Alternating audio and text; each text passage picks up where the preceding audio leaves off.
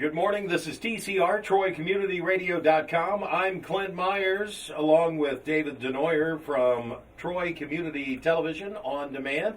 It's time for Community Connection with the Miami County Park District. And this morning, I have Amanda Smith.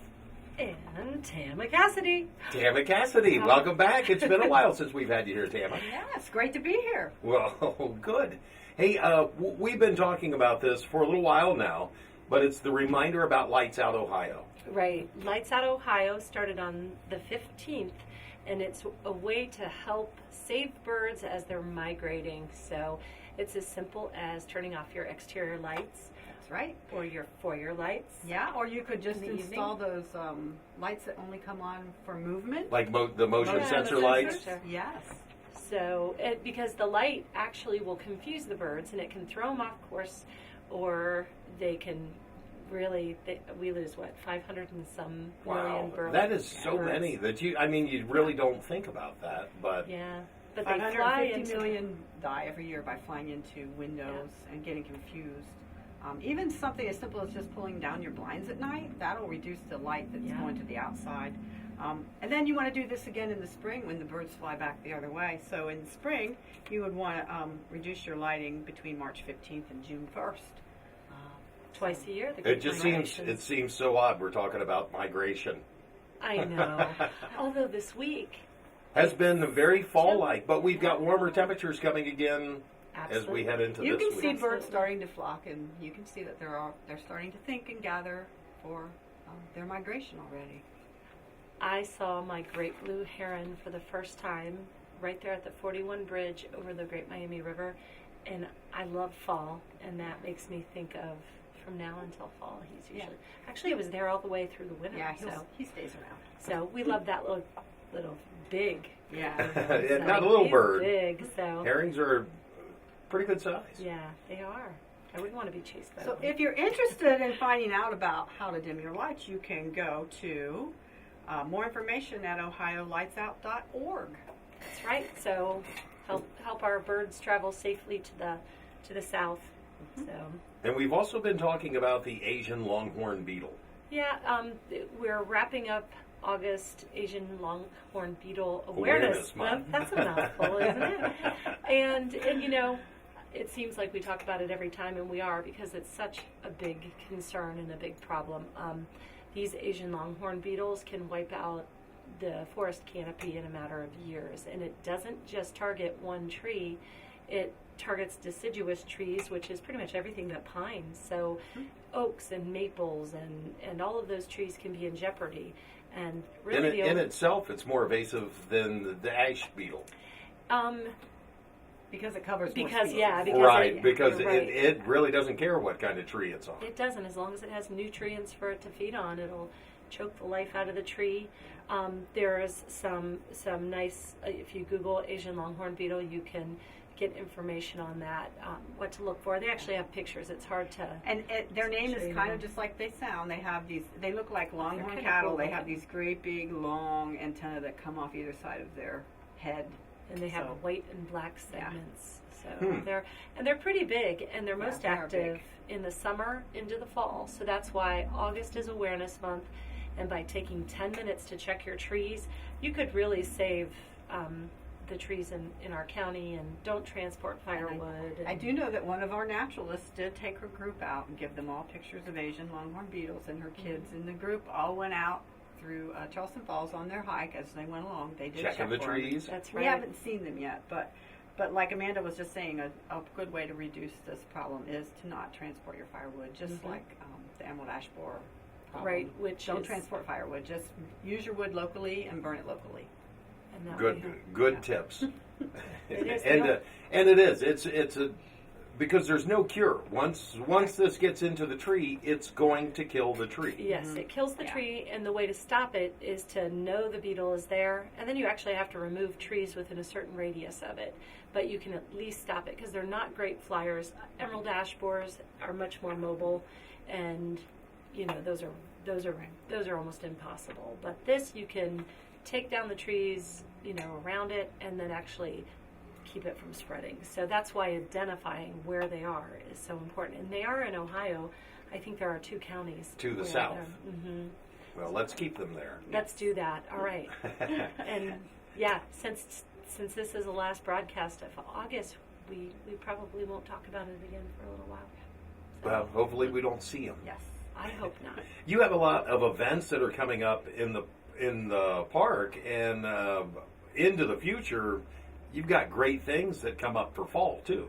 That's right. That's why I brought Tam along with me, because she is our, what do I call you? The programming princess, programming diva. She's awesome, and she knows everything about these programs, so I thought she could introduce some of the stuff for September, since that's coming up on Tuesday. It is. Wow, that's September fast. 1st. It really is. Okay, Tama, take it away. It starts right out September 1st with our adult exploration hike, and Sassafras Susan leads that. That's going to be at Stillwater Prairie Reserve at 9 o'clock on Tuesday morning, so come on out and join her group. They have a nice, quiet discovery hike through the park, looking for wildflowers, trees, and insects. Whatever they come across, they explore. All right. And that's at Stillwater Prairie? Yes. Mhm. Yep. 9 a.m. Don't miss it.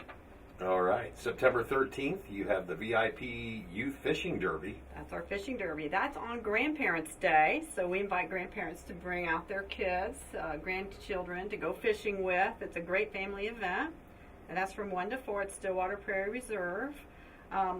It's a contest with each age group. We have the younger ages. They fish from 1:30 to 2:30, and then the older age group will fish from 3:30 to 4:30, or 3 to 4, and we have winning trophies for the most unusual catch, the longest catch, the smallest catch, the most fish caught in both of those age categories, and everybody has a lot of fun. We catch a lot of fish. They're not always some really big ones, but we have caught some nice fish over the years. There's been some nice catfish and a couple of nice perch and some bass, and so come on out and enjoy fishing with your kids. Yeah, we just stocked it at the beginning of the summer, so those fish. That was going to be my they're question there, now. yeah. Is it stocked or is it natural or? No, there we have a very generous Bill Atkins, I think is his name. He comes out and he provides fish for us, and Wonderful. we go out and get them and stock them. So it's wonderful. Now here would be the big question. Do you need to have a fishing license? That's a great question. Well, you do not have to have a fishing license to fish in any of our park ponds. So you can come out anytime and fish in any of our ponds that allow fishing. You don't need a license because it's park property. Now, if you come out to our park and you fish on the river, that's state property, you do need a license, and the game warden could come by and check for that. But if you're in our pond, you're welcome to come out, which is great, because if you have kids and their fishing time is usually very short, you can come on out to our ponds anytime and enjoy fishing. And there's quite a lot of nice fish in our ponds. There's a lot of fishermen who come out there regularly. And You always Okay. see them at Twin Arch too, Yes. don't you? That's Mhm. a popular. so that's great. And then September 14th, we have Trailing Moms and Tots. That's at Charleston Falls from 10 to 12, and that's our naturalist Sassafras Susan again. And she has tots of her own, and so she'll be out on the trail encouraging moms and tots with trail side activities, a tot-sized hike. It's a great group that she's got going now. They enjoy the park.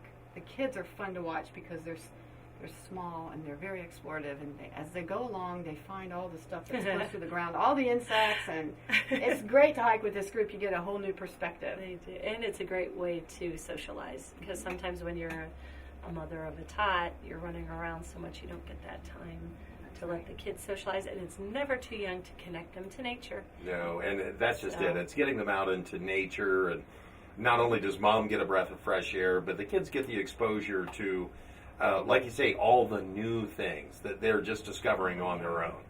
Absolutely. It's great to see. So, music in the park. That's another fun one. Spirit of Thunder, John DeBoer, he is doing a night songs walk from 9 to 11 at Stillwater. Stillwater is a very popular park this month. It is. So he'll be out there, and he plays the Native American flute Yes. and goes on a walk, and He's going to have the alphabet in the zoo sky. Storybook Trail is going to be there. What's that? It's the Zoo in the Sky. That's it. Mm-hmm. And he's going to have some stargazers out there to look at the stars, and it goes along with the Zoo in the Sky book that he'll be featuring for this night hike. Excellent. It's really neat. Yeah. You have a couple programs then on September 20th. We do. Mm-hmm. John's a busy man that day. And we also have our trail run. Yes. So this is our second to last trail run. We have 4 down. This is going to be a good one.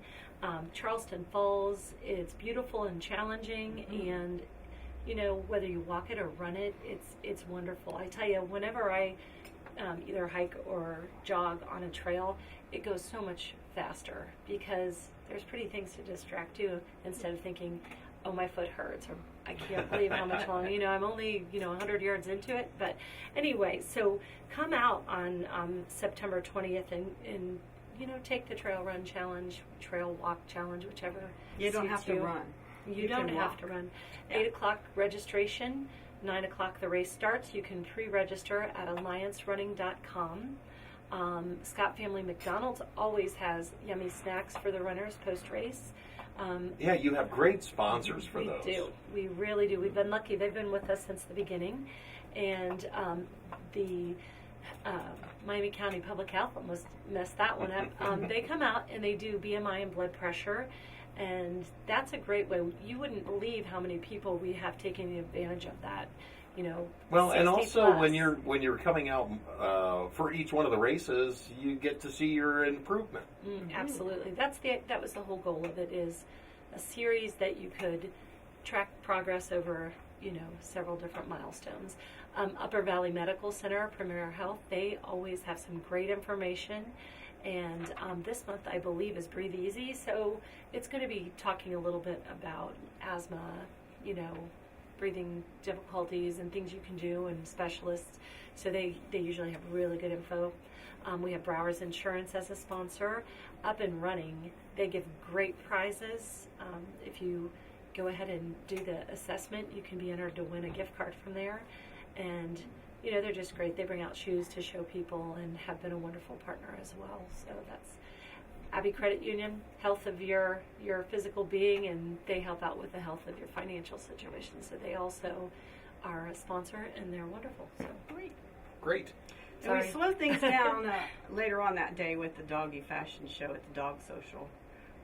And that's from 1 to 3. That'll be out at Hobart Urban Nature Preserve, and Spirit of Thunder, John DeBoer, will be the host for that event again. So if you want to bring your dog out, you've got a cute little hat or sweater, and you can bring him out in, that'd be great. But even if you don't have some fashion for your dog, come on out and enjoy the Dog Social. Your dog will have a great time out there. yeah, he will. She will. John actually brings extra clothes sometimes. So. Yeah, and hats. Extra outfits. Yeah, For your dogs. because doggy peer pressure. You don't want them to feel. Doggy peer pressure. Sorry, I had to slip that. Okay, so. But you've got preschool in the park. Yes, September 21st, 26th, and 27th. We have preschool in the park. And the topic is birds. And we have Gecko Jody as our naturalist now for the preschoolers. She has preschoolers of her own as well. Mm-hmm. And she'll be talking all about birds and how they have feathers and what kind of places they like to live and where they go and what their feet and beaks look like. It's going to be great. You need to register for that program. And you can register by calling what number? 335-6273, extension 109. Or you can go online, somewhere online. At MiamiCountyParks.com, under the program calendar, you can just click right there and you can pay and register all at the same time, and it's a very small fee of $3 per class. So, but they do fill up. They do fill up, so you do need to register for that Yeah. preschool program. Mm-hmm. Yep. So, a lot of fun. It's fun to take pictures of the preschoolers. So, that's one Kids of are my fun at favorite. the park. They really are. Everything's a wonder to them. So.